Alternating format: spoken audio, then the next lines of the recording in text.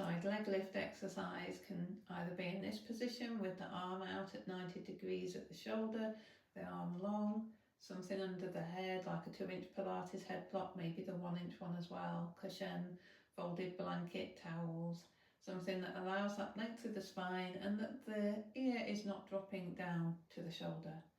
The alternative is to have the bottom arm outstretched long above the head and maybe something like the 1-inch block between the ear and the arm. So you can start in this position if it's helpful, as we're going to keep the bottom leg bent to begin with.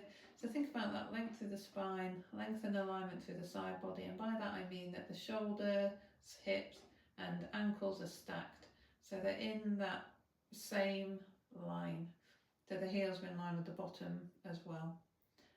That's one way you can check. You can, if it's helpful, you can kick up the heels to see or think about where your fingertips would be pointing down to.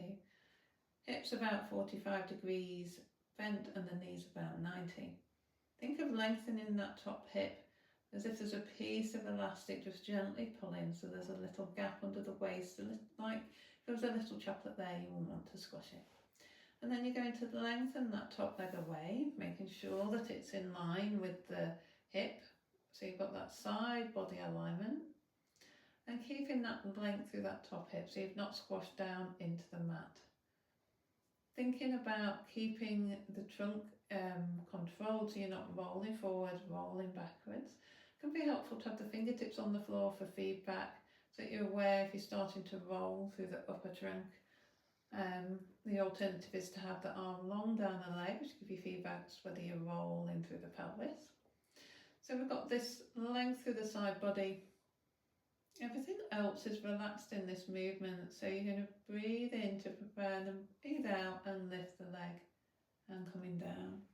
I've just slightly not got enough room, so you're breathing out and coming up.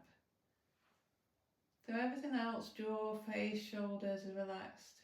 We're using the core and the bottom muscles here. And then just noticing how that feels in your body, making sure you can feel that movement. And keeping that control, some control and fluidity. If that feels really easy and you're nice and steady, you can straighten that bottom leg. So you've got both legs straight in line with the hip. You can bring them forward slightly if that helps, or the bottom leg forward slightly. So you want that top one in line with the hip ideally. And have the fingertips on the floor again, arm long. And then the same, exhale to lift. Inhale to lower. Keeping that length through the top hip. Imagine there's a bit of elastic on the foot if it helps. Keeping that steadiness and control. Nothing else joining in. Just be mindful around the neck and the shoulders. And there are other levels of this, but I'm only going to demonstrate those two.